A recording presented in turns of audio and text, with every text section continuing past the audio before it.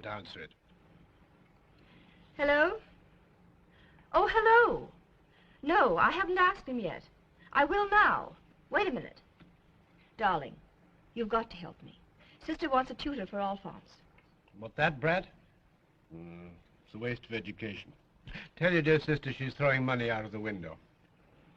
Ah, now. Give me that.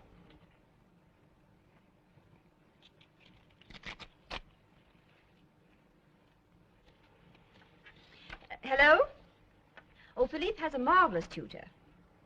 Professor Topaze. Passy 3654. Oh, I'll get him myself tomorrow. Yes. Well, that's all right. How are you? Kiss Alphonse for me. Good night.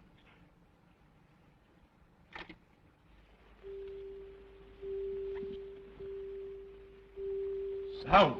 What's wrong? I have to go. You don't love me anymore. Darling, I adore you.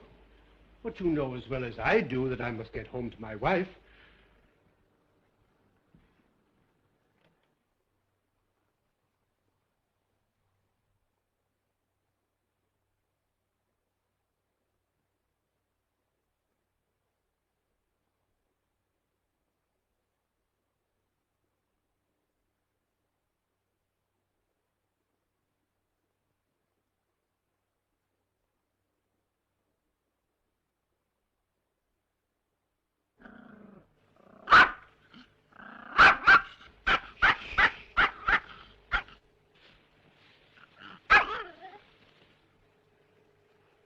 Good evening, my sweet.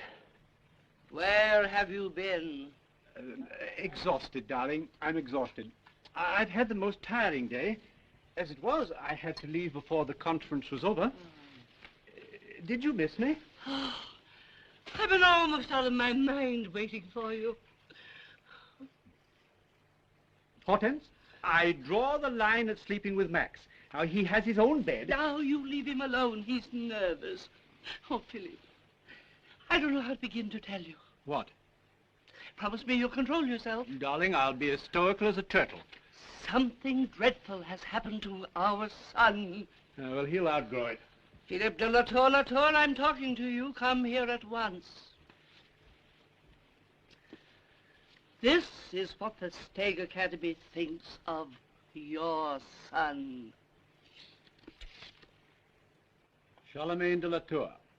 Geography 0, mathematics 0, chemistry 0, history 0, general knowledge 30. Signed, Auguste A. Topaze. Ha! Fascinating record. Must have had an off month.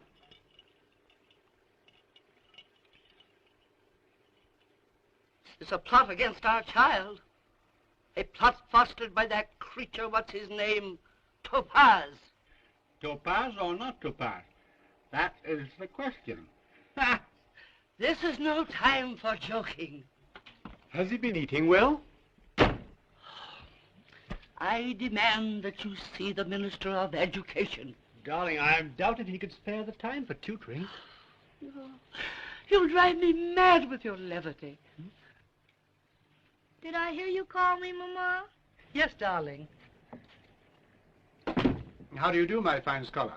I've just been looking over your astonishing record.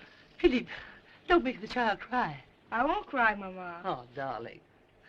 Now tell your father what you told me. Well, I'm not the idiot that old Professor Topaze is. Go on, dearest. Don't falter. Well, he's a communist, and I can prove it. What? Yes, Papa. He's against the rich. He doesn't like me because I'm a Latour. You should try to win him over. Let him try to win me over if he's so smart. Come here, darling. Now you must stop fretting. Philippe, I want this Topaze removed at once. Thanks, Mama. Ah, darling. Does this monster ever beat you? Yes, all the time. Is that so? Where? Oh, my poor baby. Oh, you You heartless father. Oh, my babe. Perhaps we'd all be more comfortable if I used the bed in the other wing. Philip, your place is here. Darling, I must get some sleep. I have to be up very early.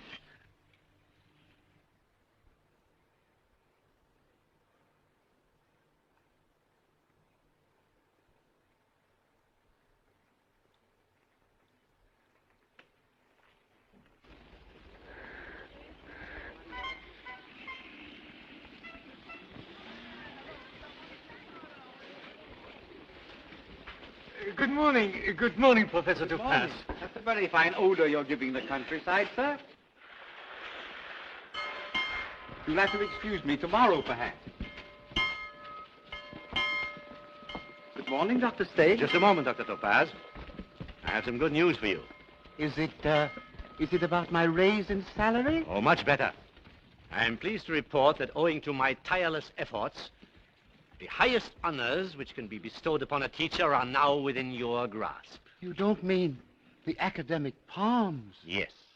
Oh, Dr. Stake. Not so fast, Dr. Topaze.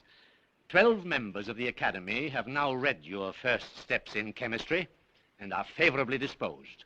There remain but 8 members, which is 3 members less than last year. Then, I shan't be mentioned in this year's list. Yes and no. Colonel Lepinas informs me that you have been awarded the academic palms in a spiritual, but not in a political sense. That is to say, morally. Morally? Well, that's something, isn't it? That's very nice. It gives me great hope. Have you done the potassium lesson? I should say not. You better look at it. It's pretty hard. Here it is on page 86.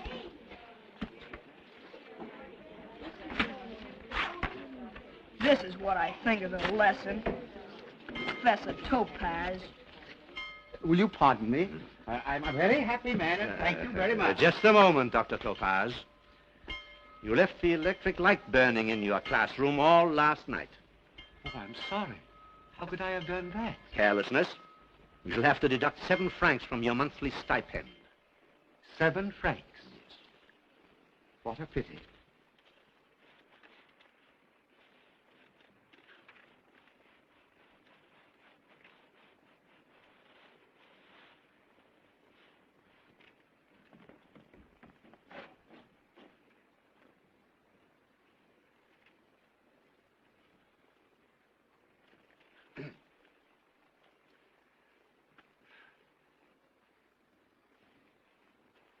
Monsieur Duval, you have again neglected your duties toward the calendar. I am annoyed. This is your 3rd offense. I regret I am forced to remove it from your charge.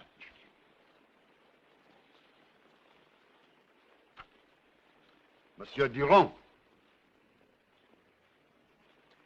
in recognition of your good marks, the calendar is entrusted to your care.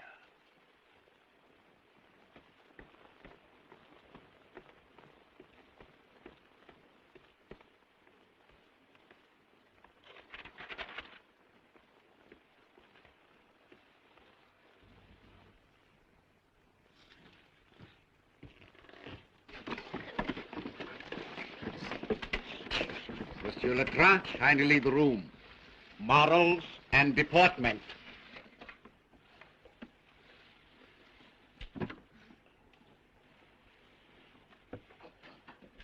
Monsieur, let this be a lesson to you that Professor Topaze has eyes in the back of his head. You may return to your seat. Thank you, sir. Before we go any further, gentlemen, I wish to appeal to a boy who has been annoying our class for several days. I willingly forgive him for his past offenses, but I must appeal to his moral sense to discontinue his inopportune and undesirable melodies. I know I shall not appeal to his moral sense in vain.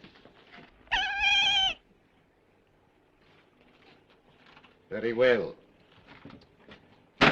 Dishonorable miscreant, you have bearded the lion. Beware. Gentlemen, I ask you to ignore these and other future noises. Act as if they did not exist. Today, we are not going to concern ourselves with chemical equations, geographical questions, or matters of historical import. We are going to consider things of a deep and fundamental nature. I refer to the question of good and evil. We are going to dwell on the habits of civilized peoples.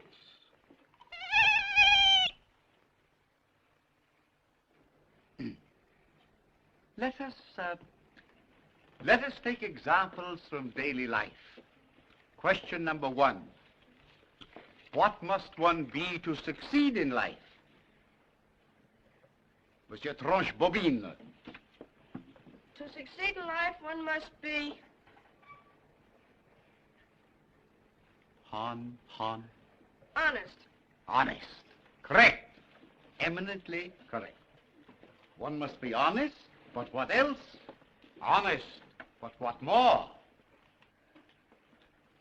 Monsieur Durand. He must be honest and... Kind. honest and kind. Now, gentlemen, let us presume that by some freak of nature, a dishonest man becomes wealthy. Well, he is well dressed. He lives in a very fine room. He has servants and an automobile. Yet, has this man any friends?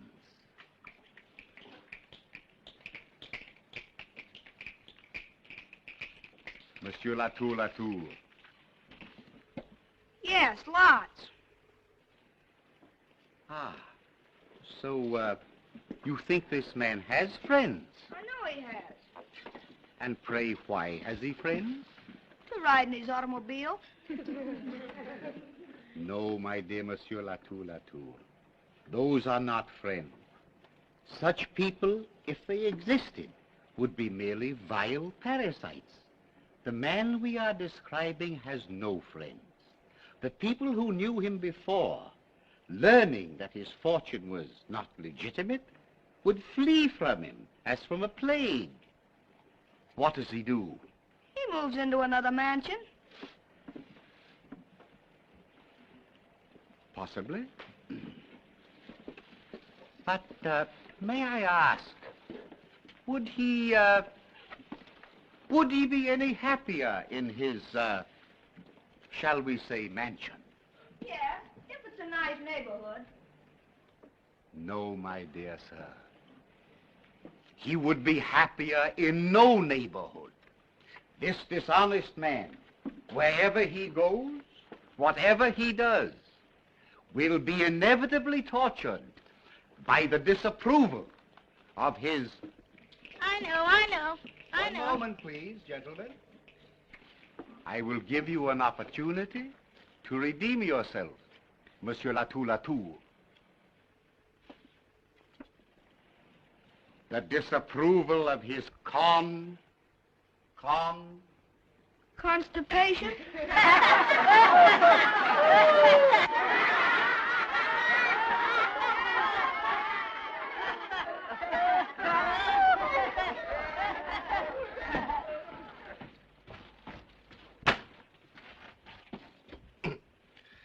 Monsieur Latour, I choose to think that idiotic reply was not a weak attempt at humor, but a definite lack of intelligence.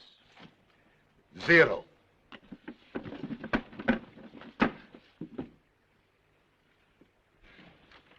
This dishonest man would be troubled by the disapproval of his own conscience, and so worried night and day, pale, ill, fatigued, in order to find peace at last.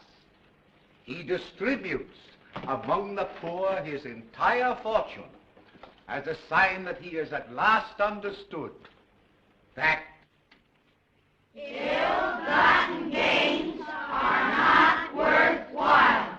and Money does not bring happiness. exactly.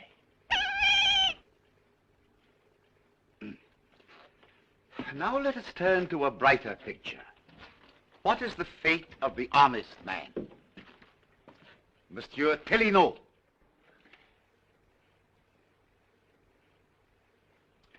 What is the state of the honest man's mind at the end of his day's work?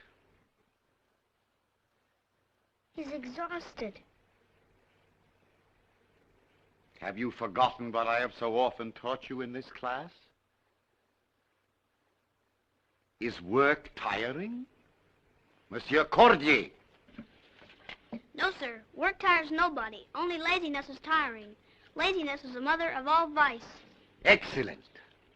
Monsieur Cordier, you will have 100.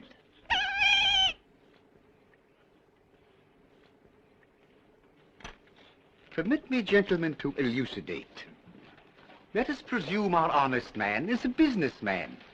He will refuse to misrepresent his product. He will scorn unmerited profit and be rewarded by the esteem of all who know him. If a war breaks out and he has the good fortune to be wounded, he will be instantly awarded a decoration by his government. Aha! So, you were foolish enough to mistake my kindness for weakness, my patience for blindness. My young friend, the velvet glove conceals a hand of steel. You see that hand? If you resist it, it will break you. Monsieur Latour, stand with your back in the corner.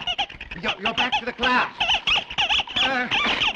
You are now an object of derision and shame to your comrades.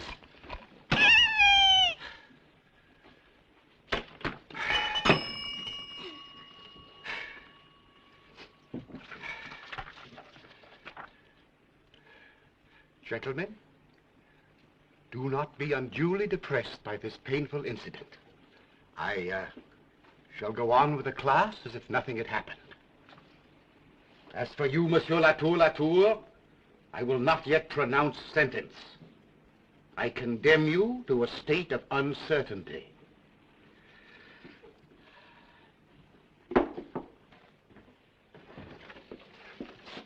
Dr. Topaze, What is it? bring your report cards to Dr. Stegg's office at once. Does Dr. Stegg know I'm in the middle of my class? At once?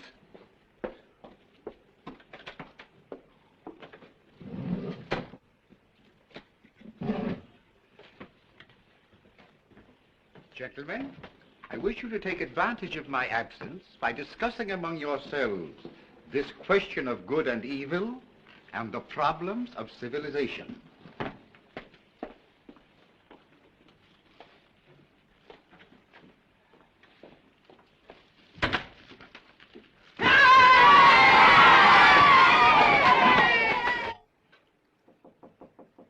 Come in. Close the door.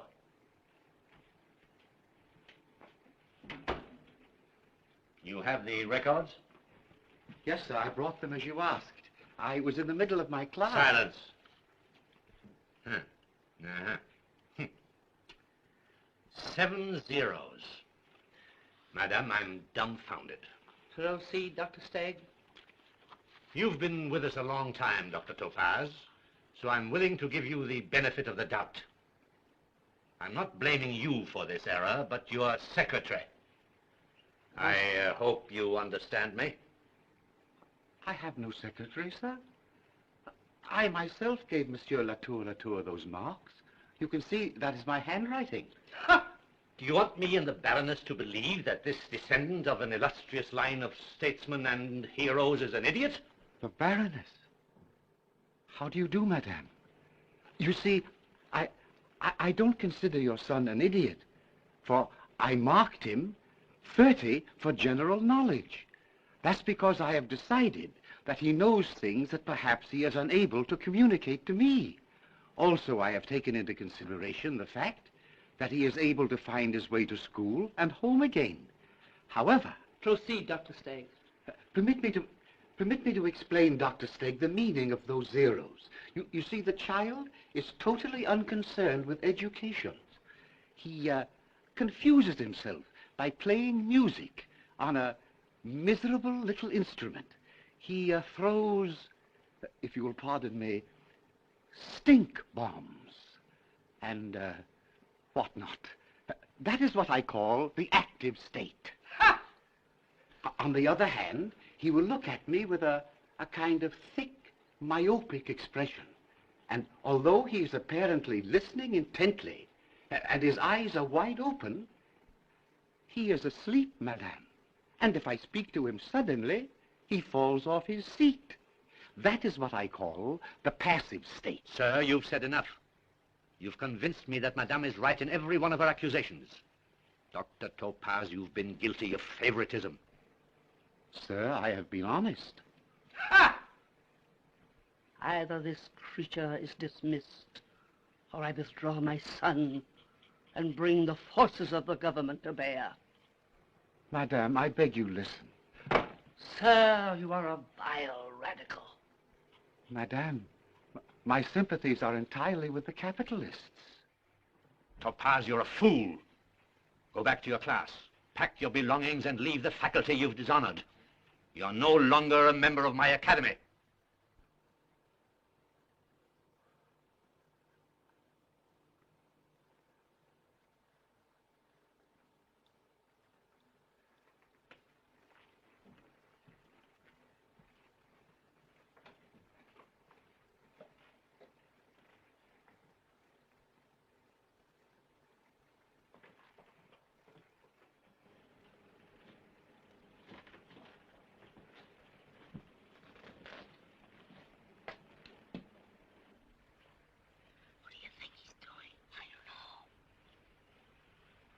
Gentlemen, I wish to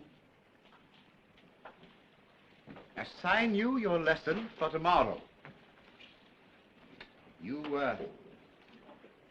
will come prepared to go further and more exhaustively into the subject of good and evil, basing your course of inquiry on these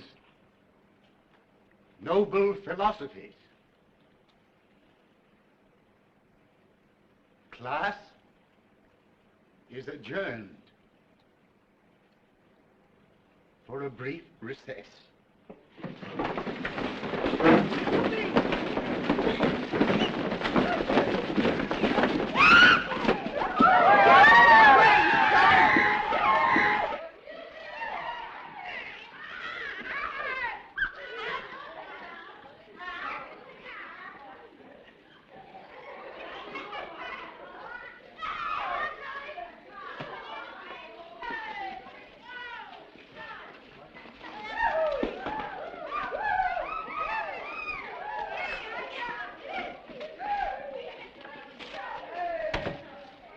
Coco, after leaving you yesterday, I investigated this man, Topaze. I strongly recommend against his employment. Oh, but he's coming this afternoon. Give him his bus fare and tell him that Alphonse has the measles. Better make it scarlet fever. Is the Baron in? Dr. Baum to see the Baron. Please. No business this evening. My dear, that's the chemist from our bottling works. I'm naming a new water after him. Sparkling Baum. Send him in. I must be nice to him, Coco. Dr. Baum lends his name to this concoction of ours and makes it possible for the public to believe in it. As he baptizes the water, so to speak. Madam, good evening. Baron, good evening. Doctor, good evening. Sit down, Doctor. Baron, I have come here to make one last appeal to your better nature. You mean you have something unpleasant to say? Very. Proceed. I am not going to allow my name to be placed on the water we are inflicting on our public schools. Point number one, you obtain the concession by bribery and corruption. Eh? Point number two, this liquid has no value of any sort. It teems with microbes. Baron, I cannot lend my scientific integrity to a swindle. My conscience refuses. You're being paid handsomely for that spiritual discomfort? As long as you confine your deception to reasonable limits, I was willing to condone matters. But now... In other words, you're not an honest man, but a nervous one. Sir, I am a normal citizen. Exactly. I ask you to reconsider this swindle against the schools of the nation. You're also asking me to throw away some millions of francs, my dear doctor, as a sop to your cowardice. I grant you we are misrepresenting our product, and that it is a liquid totally unbeneficial to its consumers. On the other hand, our advertising will convince people that it is good for them, and once being convinced, they will be improved by its consumption. Sophistry. Baron, I resign. I will not allow my name to become a symbol of corruption. My dear doctor, I hope you won't regret your sacrifice. Never. Madame, good evening. Baron, good evening. I leave this house an honest man. Ah, then let me be the first to congratulate you. I don't think you handled that so well. I could have induced him to stay in a minute by offering to double his 30 pieces of silver. Why didn't you? You can't sell the water without some sort of scientist endorsing it, can you? I dislike and distrust men who are always offering to resell their honor. Baum's a fool. But you've always said that was the sort of man you wanted. No, I was wrong. What I want is an idiot. Either a thorough scoundrel or a complete idiot. And I don't like scoundrels. They're too competitive. But idiots are hard to find, I should think. Oh, no, not in the scientific world. But let us pray, darling, that Providence sends us an idiot. Mademoiselle Darfeuille, whom shall I announce? Professor Topaze.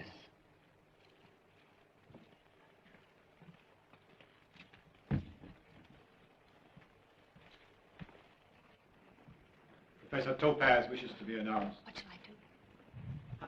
I'm 17 minutes late, and I apologize. Professor Topaze, the Baron Latour. Professor, I'm sorry to tell you that my... How do you do, sir? I had the honor of having your son in my class until this morning. Did you expel him?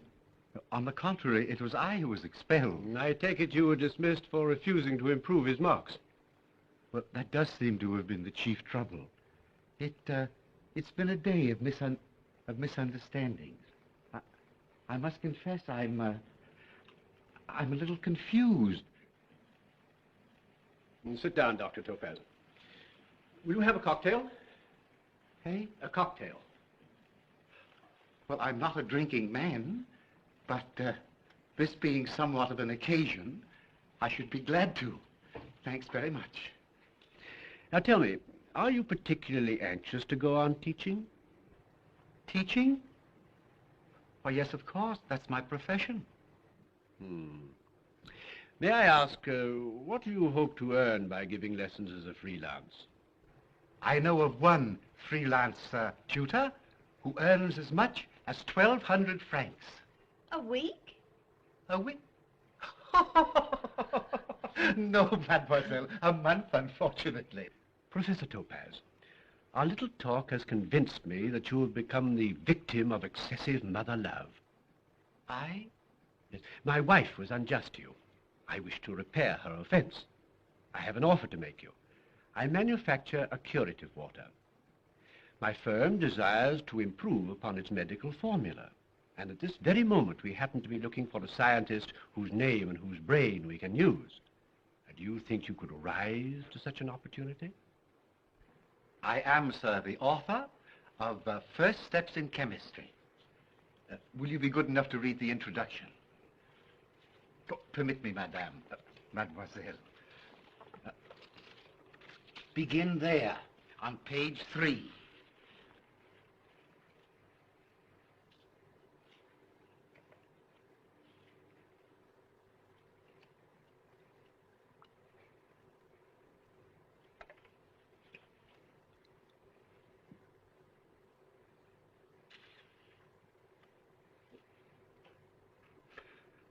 Biscuit, sir? Biscuit.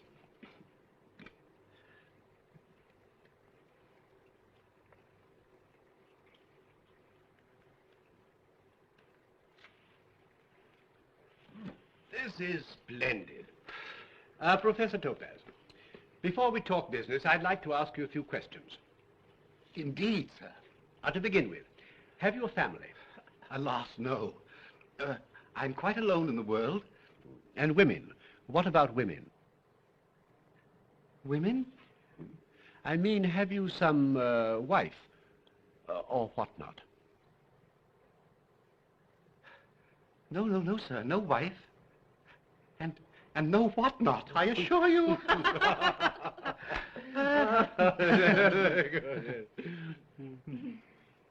Well, then with whom do you usually associate?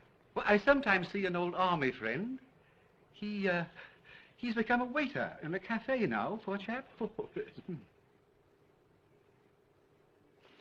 Professor, Providence sent you here. I'll not take no for an answer. I engage you. Your salary will be 4,000 francs to start with. 4,000 francs? A month?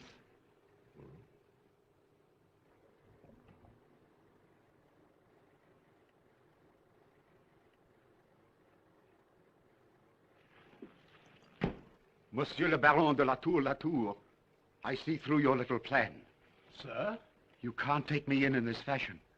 I may be a simple man, but I am not blind. I refuse your offer. May I ask why? Because it is not in my nature, sir, to accept charity. My dear Professor, charity is the furthest thing from my mind.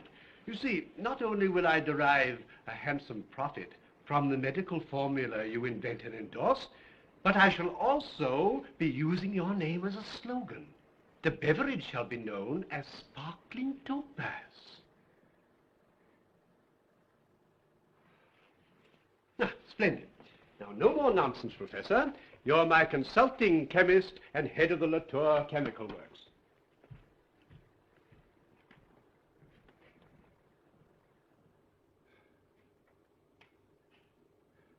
This unaccustomed drink has made me a little bit dizzy. We'll draw up a contract immediately. The war interrupted my researches.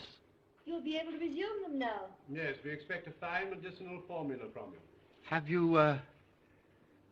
you any particular disease in mind? No, just a general laxative, tonic, and health builder for the school children of the Republic. Oh, that is something worthwhile. A few hours ago, I was a complete failure. And now I'm... Consulting chemist at 4,000 francs a month and creator of Sparkling Topaze. Sparkling Topaze.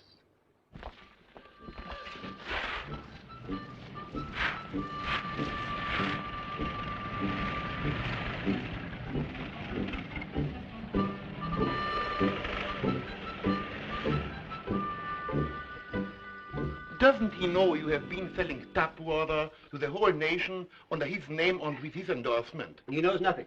He fancies we're distributing a sparkling water invented by him. He's in there now, pottering around with improvements on his formula. Here's his latest creation. Is it any good? Topaze assures me it does amazing things to the kidneys and other vital organs. Good. It should be. It costs 40 francs a bottle. Yes, I'm glad you like it. Of course, I prefer our own sparkling Topaze at 2 francs. Come and see his playground.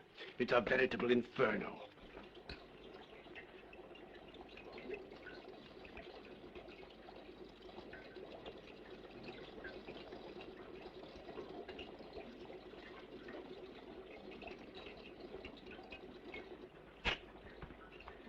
Professor Topaze, this is my friend, Henri de Fairview. He's a very prominent politician. Oh, how do you do, sir? Ah, Professor. I never met any politicians, but I've always admired them from afar. You've seen them at their best. Why don't you two go outside where you belong? We were quite happy without you. Permit me, sir, to show you a drop of the water formerly manufactured for the Baron.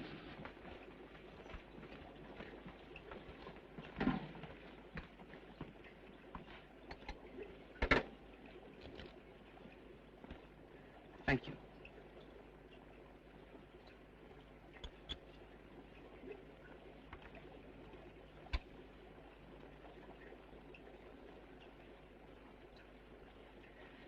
Will you look through there, sir? Notice the abundance of animal life. Promiscuous little devils. 7 million in every drop. Now here is the drop of the new water, distilled 3 times, containing phosphates, iron, and innumerable vitamins.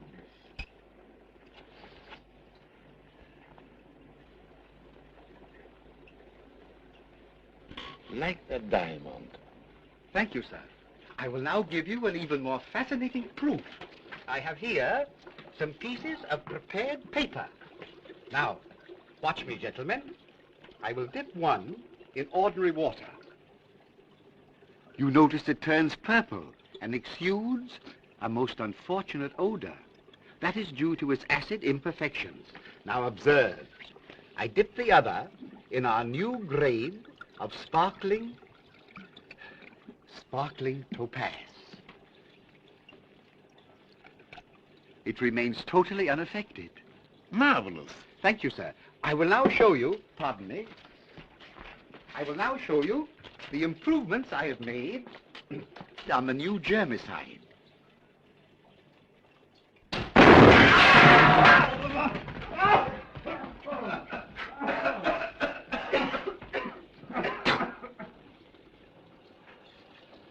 What a pity that was unexpected. Are you hurt? That was my fault. I left some acid in the jar. Pardon me.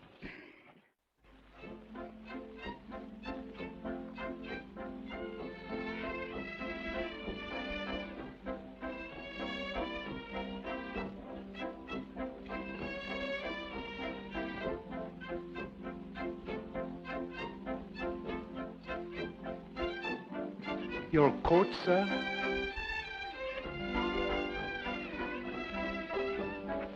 Oh, excuse me, please. Your hat.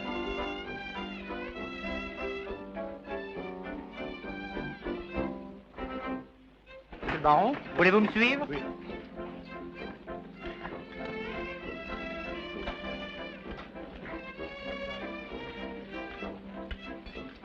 Sit down here, Professor. Sir?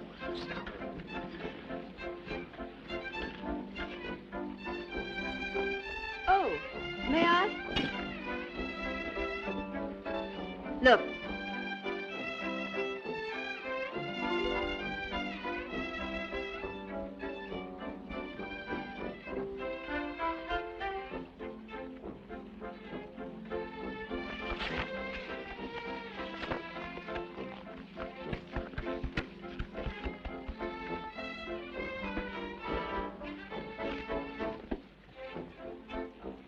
Philippe, tell him about the palms.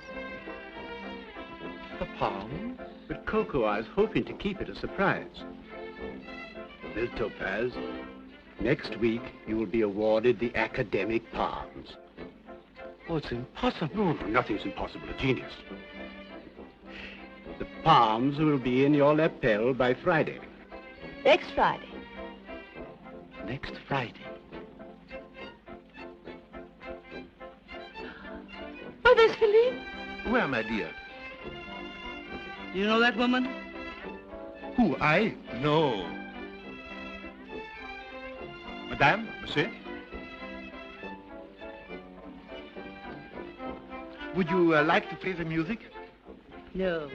Philippe shall face the music. To the academic palms. Baron.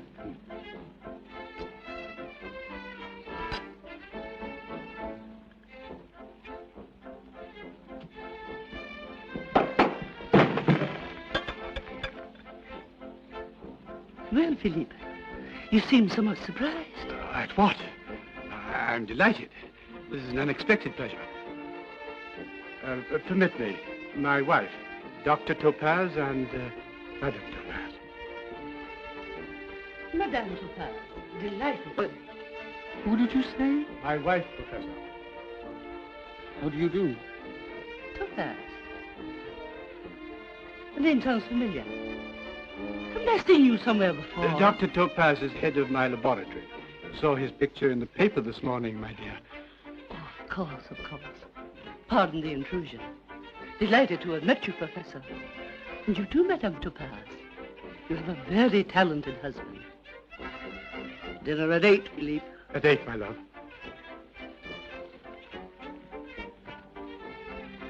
She didn't recognize me. Excuse me. Oh, please, my dear. What's the matter?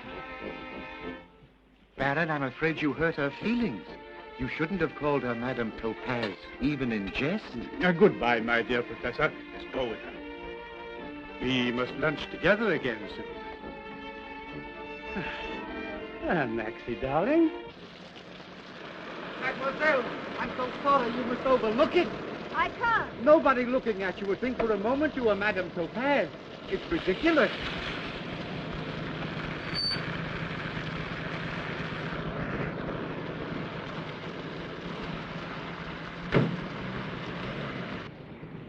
Where are we going?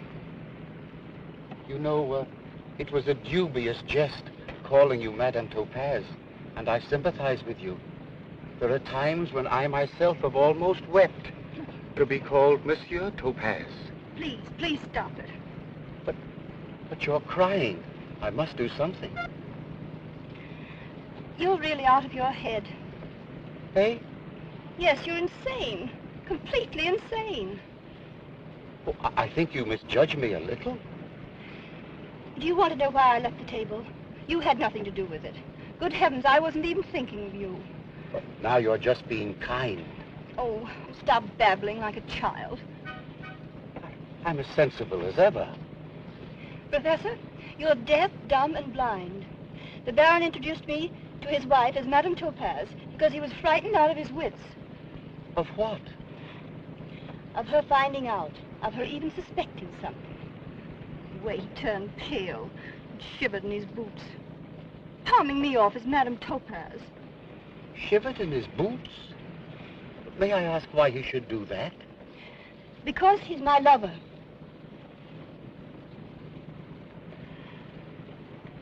Oh, you're jesting. About what, for heaven's sakes? About your relations with the Baron. Do you mean to tell me you haven't known? What's the matter? Nothing. You must forgive me. It's not your fault that I had some curious misconception of you. Oh, I wish I could do something about it. Oh, look!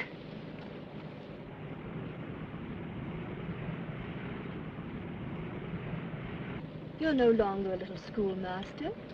You're a great man now. I don't feel like a great man.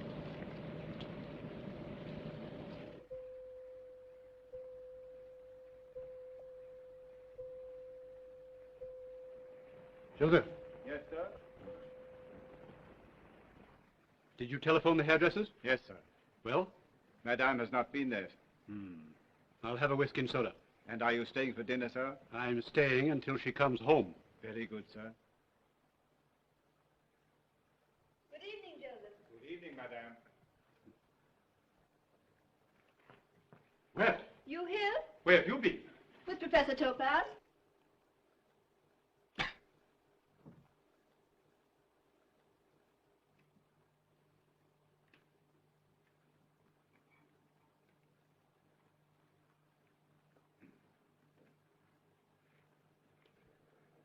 Just a moment, Topaze. You seem a trifle nervous, monsieur. I am. Sit down.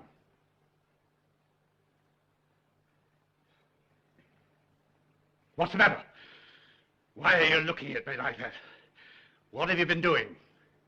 Nothing. Topaze, until this moment, you seemed an honorable man. What's changed you? I will be frank. I thought so. And you could do a thing to me like this after what I've done for you. I've done nothing. Now you wish to deny it. Out with it, Topaze. Where have you been with Coco? to the cinema. What? Yes. Very pretty. May I ask what picture you saw? Why, yes. It was entitled Women of Passion. You know, I never imagined that people comported themselves in that manner.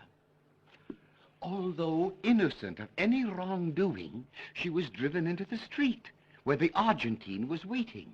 Now, quite unaware that he'd made this bet, she foolishly accompanied him. Forgive me, Professor. You belong in a fable. Huh? Monsieur de Fairville and Dr. Baum, sir. Philip, you must do something or we are ruined. Ruined? I doubt it. Take your hat off, Henri. It'll quiet you. And sit down. Dr. Baum, be seated.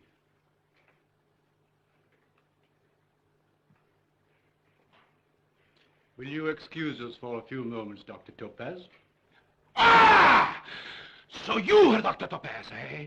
Let me have a look at you, you scientific Judas. Baum, you're drunk. Whiskers and all, eh? Perfect. Who is he? I tell you who I am. I am an honest man. Come to send a pack of you to... Sit down. Baron, is he... shall we send for the police? Listen who's talking about the police, you swindler. You must deal with him, Philip. He's going to expose us. Be quiet, Henri, and sit down. Dr. Topaze, this is my affair. I demand you leave. Oh, no, sir. I wouldn't leave you at such a moment. Dr. Baum, state your case. Baron, I'll be brief. 100,000 francs in cash, or I expose you dishwater. Oh, what dishwater? This plague-ridden concoction, you swindler! Is he mad? Gentlemen, please be seated.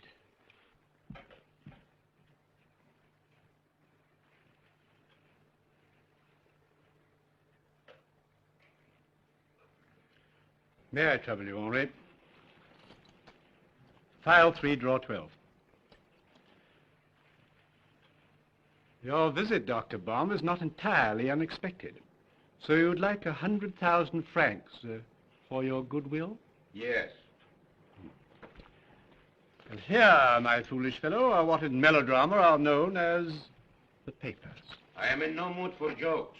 Allow me. It is my turn to be objectionable. In 1924, a certain Emile Winkleman was employed as superintendent of the charity hospital at Marseille. A short, squat, peculiar-looking fellow with what is known as an Assyrian beard. Are you listening, Dr. Baum? Don't go. I'll be brief.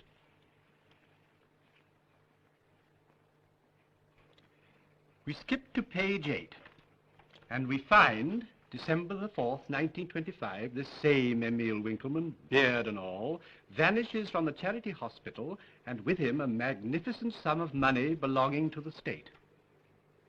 There's a great hue and cry, but Emile is never seen or heard of again. However, on September the 22nd, 1927, there arrives in Paris a short, squat, but smooth-shaven fellow with a pigmentary mole on his right cheek, who soon finds employment as a chemist, and under the name of... So you intend to blackmail me, huh? With the greatest of reluctance and only in self-defense. Baron, you're the most impudent scoundrel that I ever known. Dr. Baum, I'm impervious to flattery. As for you, you sanctimonious swindler, enjoy your ill-gotten gains, wallow in your sin. But the world knows what you are, a fake, a thief. Topaze is a thief. Put that in your sign. Topaze is a thief. Topaze is a thief.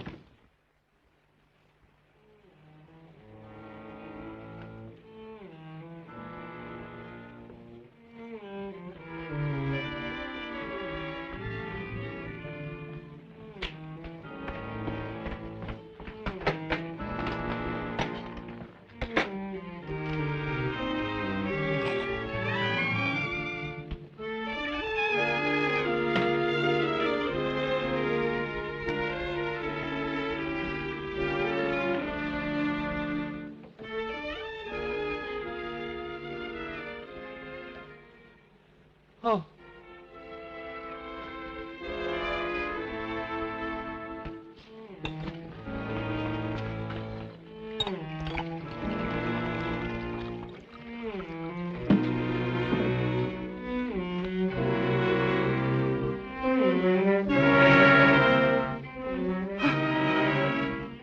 Impossible.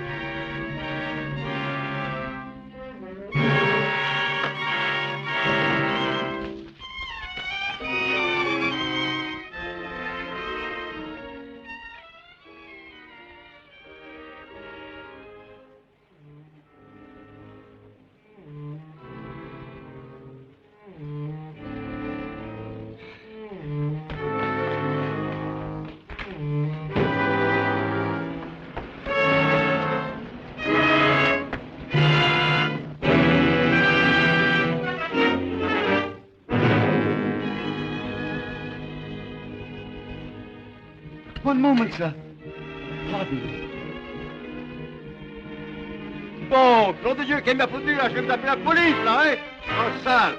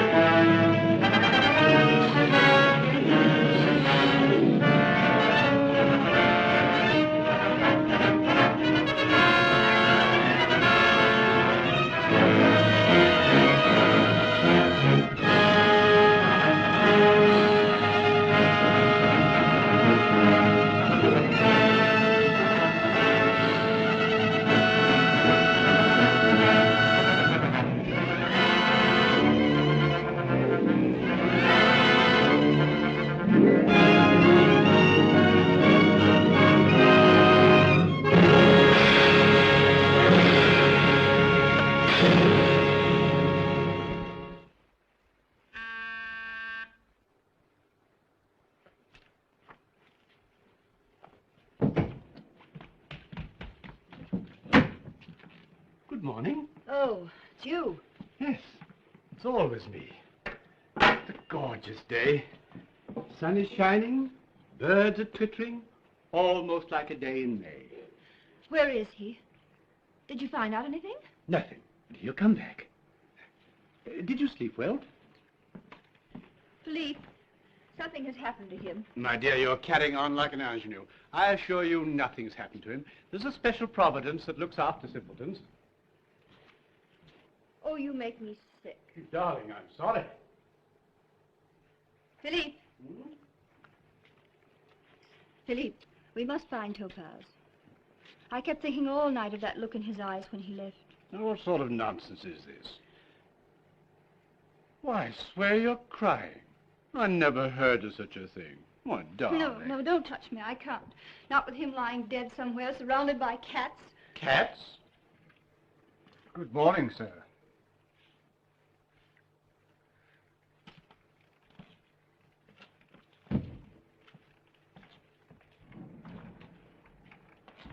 Auguste, you're hurt. Oh, you poor man. Where have you been? Look at the mud. Look at your clothes. Topaze, you're behaving like a child. Take that absurd expression off your face and sit down. I came back to pay for my crime. Oh, Auguste, don't be silly. You've done nothing. Nothing? Huh. It would be a little difficult to believe in my innocence. I don't believe in it myself. They will say nobody could be as great a fool as Topaze. It would be straining the credulity of the court. What court? The court before which we must stand and be convicted for what we are. Thieves.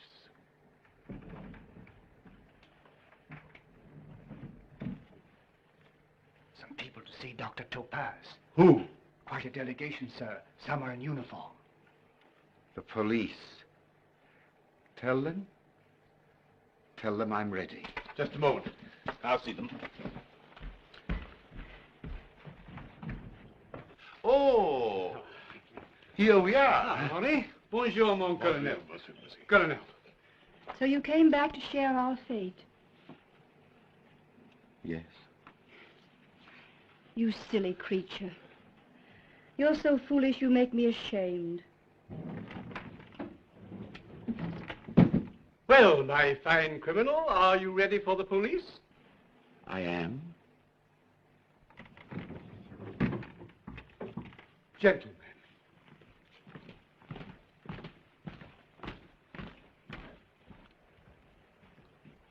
Professor Auguste Topaze, the representatives of the Republic. Professor Topaze, I've been delegated to confer on you, all too tardily, that honor which you have merited by your work in the field of science, the academic palms. The palms. Oh, just a moment, gentlemen. Gentlemen, Dr. Topaze is a man of deeds, not words. He's overcome. Out of respect for his feelings, gentlemen, will you make the ceremony as brief as possible? What's the matter with him? He's drunk. Hurry up. Professor Auguste A. Topaze, teacher, scholar, scientist, and author, for your diligence, for your learning, for your humanitarian labors, as head of the Latour Chemical Works, I, Henri de Serville, in the name of the Republic, confer on you the insignia of the academic palms.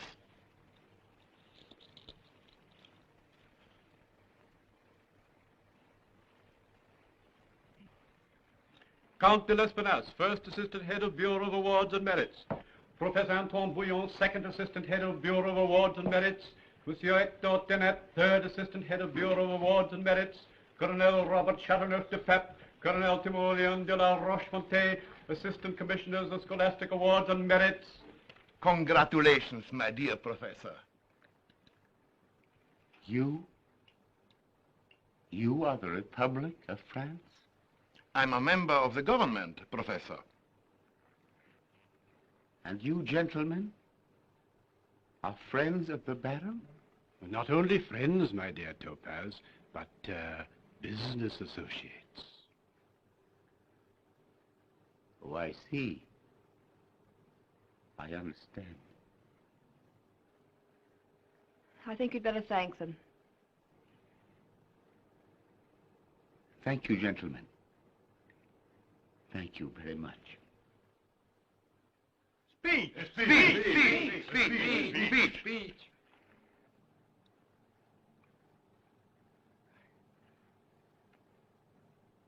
I can merely say I have dreamed for many years of this honor. I always thought it would be the happiest moment of my life when it came, if it ever did come.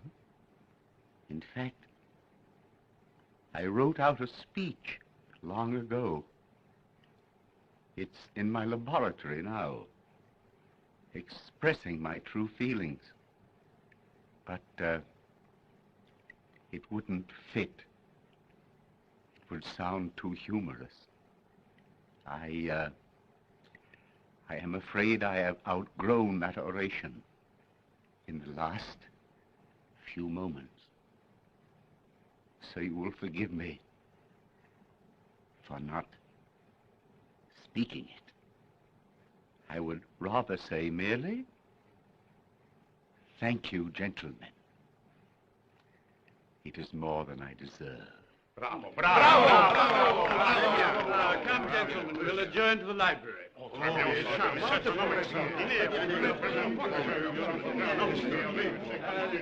Joseph, some champagne.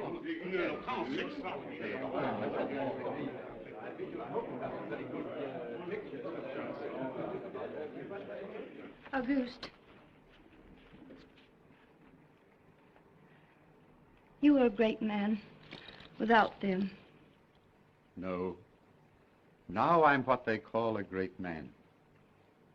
I am not Topaze. Topaze lies dead in an alley.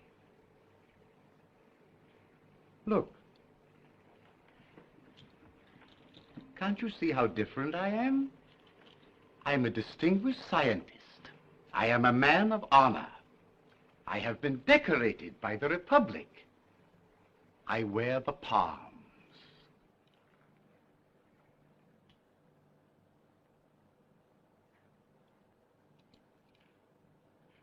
Coco, do you know of a good barber?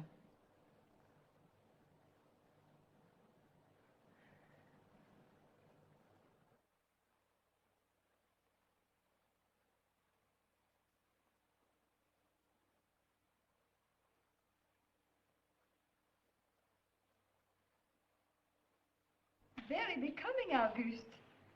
Do you like it? Ravishing. Perfect.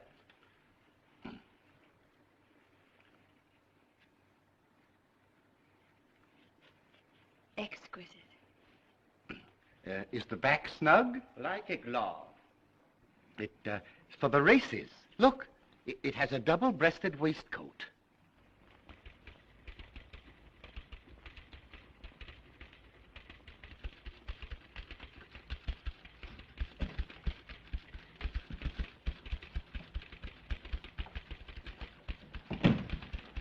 I trust you're comfortable, sir? Oh, you do, eh?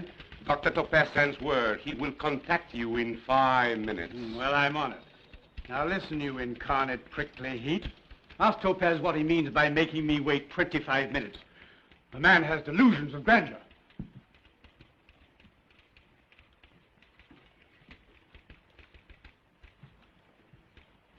Dr. Stay? Yes. It is now a matter of 20 minutes to a half an hour. Tell him we are quite comfortable. Thank you. Gentlemen, patience. Oh, dear. I've been waiting here 35 minutes. I've been here over an hour. What a busy man. Oh, no, I just pretend I'm busy. I flutter in and out constantly and keep barking. You know, if one has time to listen to people, they have no respect for one. One must be, elusive. I've kept Dr. Stegg waiting 20 minutes already. In another half hour, he'll be in complete awe of me. Dr. Stegg, isn't that the wretch Who threw me out of his school? It is. Now he wants me to honor him by attending his graduation exercises this afternoon and distributing the prizes among his pupils. Fancy.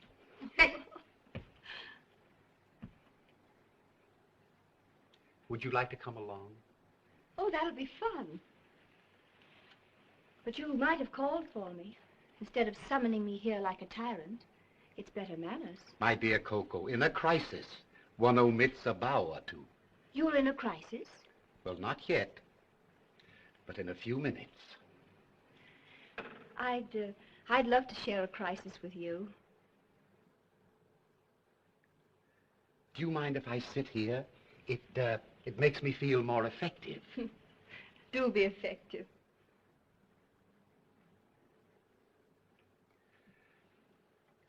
Send the Baron de Latour in, please. Auguste, what are you up to? The most frightful villainy.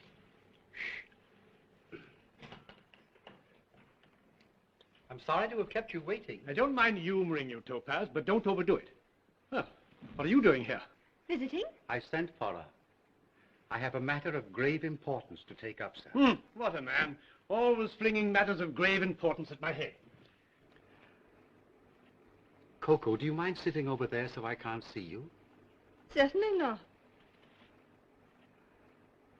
Is this the crisis? It begins now. Oh, what sort of charades are these? I am just trying to think how to begin the matter. A disciple of mine should always come to the point, immediately. Thank you, sir. I am receiving 8,000 francs a month as chief of the Latour Chemical Works. We both know they are non-existent. Proceed. Really, if I took my job seriously, I should have nothing to do at all.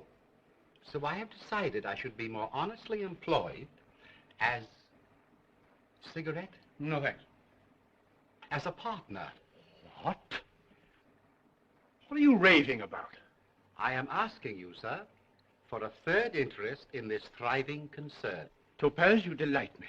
Such effrontery is refreshing. I am very much afraid, sir, that you underestimate me. I repeat my request, ominously. Ominously? Topaze, do you realize how much a third interest in the business would be? To a fraction, sir. Coco, I'm disappointed in our little professor. He's had a relapse. He's as absurd as ever. I see there is nothing to be gained by words.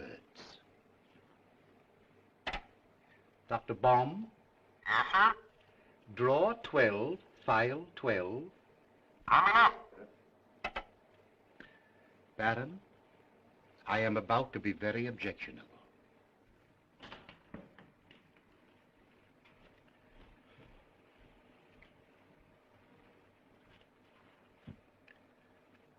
Here, as they say in melodrama, are the papers. You will find written out here a complete report of your relations with Coco. Dates, sayings, and doings. Oh. Your stock in this firm is in your wife's name. And your wife, if I may say so, is a very formidable woman.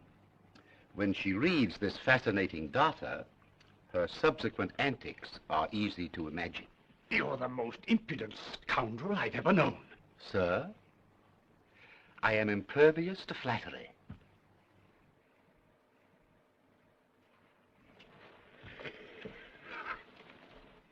To think that I nourished and reared that Frankenstein under my own roof. Philippe, is that all you have to say? Are you going to give in?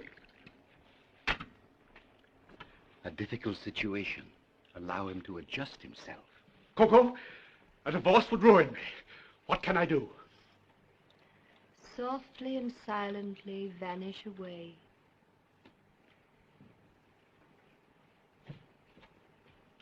I have taken the liberty of drawing up a partnership contract. Blackmailer. A pen, sir.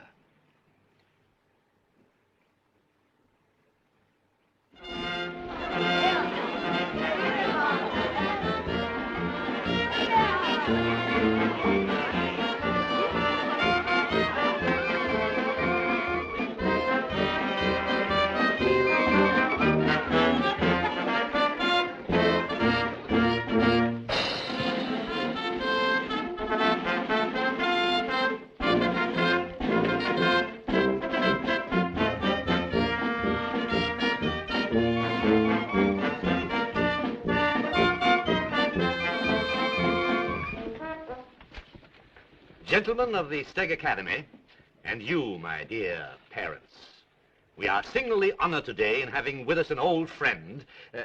I'm sure we can all call you friend.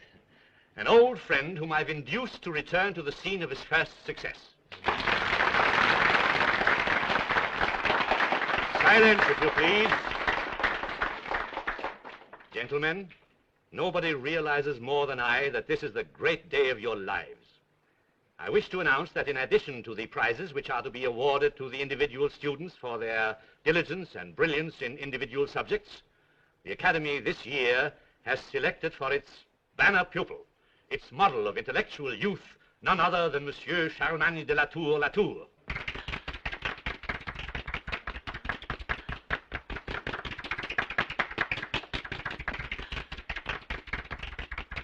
And now the moment arrives which you've all been waiting for.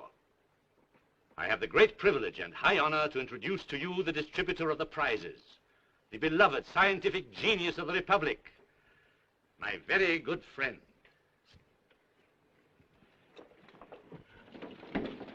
We welcome you back, Dr. Topaze.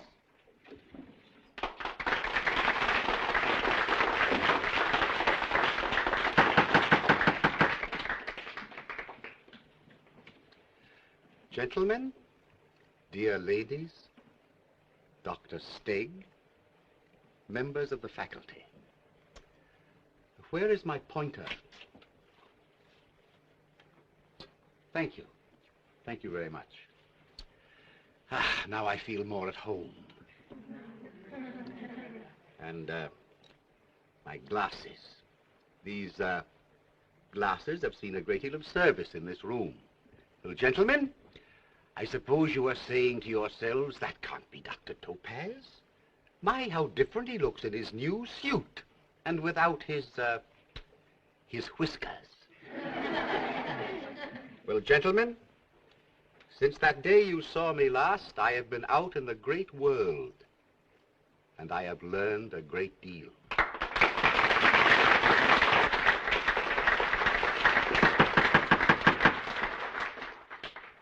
You have noted, gentlemen, that I have changed. But it pleases me to see that here nothing has altered. The mottos, they are all the same. Like yourselves, I studied them a long time, and I learned to know them well. But my dear children, I have something rather sad to tell you. It will surprise you to know that, unlike the lessons you have learned here, in the outside world, honesty is not always rewarded. Very true, sirs, very true. I can even say, Dr. Stig, that villainy often receives more applause than virtue. Gentlemen, the world that lies outside that door is a most upside-down place. You will be shocked someday when, full of maxims, mottos, and education, you behold injustice triumphant and wrongdoing receiving the rewards which should be given only to the virtuous. Doctor, please, you forget yourself. Dr. Stegg thinks I am forgetting myself. Alas, I remember myself too well. Gentlemen, regardless of what the world outside is like, within these walls, which are still dear to me, injustice shall not triumph, nor wrongdoers be rewarded. I have been instructed to deliver the highest school honors for diligence, deportment, and talent to one Charlemagne de la Tour Latour. Monsieur de la Tour Latour, kindly step forward.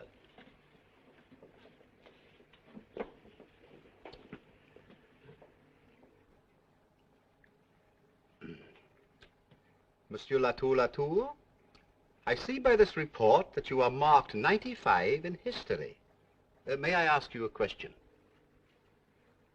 What can you tell me about the 3 Punic Wars? There were 3 Punic Wars. During the first Punic War, You don't seem to know much about the first Punic War. What can you tell me about the second Punic War? After the first Punic War came the second Punic War. The second Punic War. Let us proceed to the third Punic War. After the first Punic War came the second Punic War. And after the second Punic War came the third Punic War. A very scintillant deduction.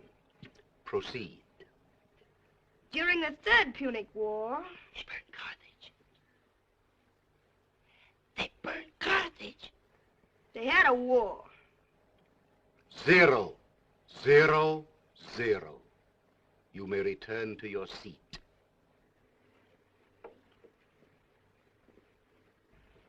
Can anyone answer the extremely complex question I have just asked concerning the 3 Punic Wars? Are you sure you all know? First Punic War, 264 BC. Second Punic War, 218 BC. Third Punic War, 149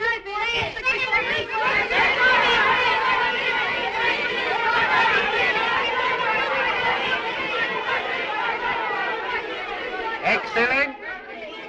Excellent. Excellent. Thank you very much. Have you the prize, Dr. Stegg?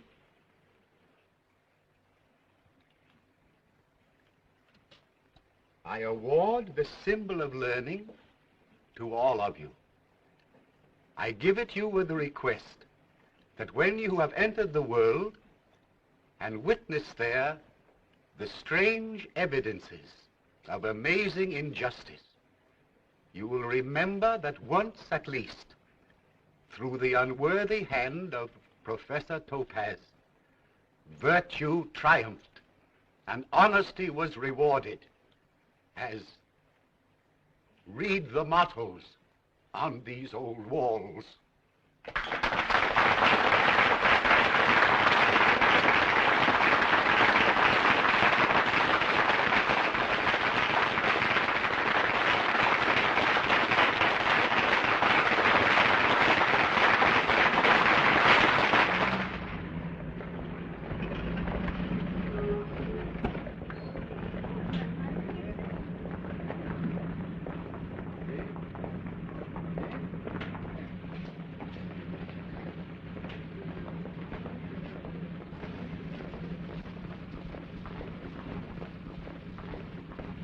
Fancy that.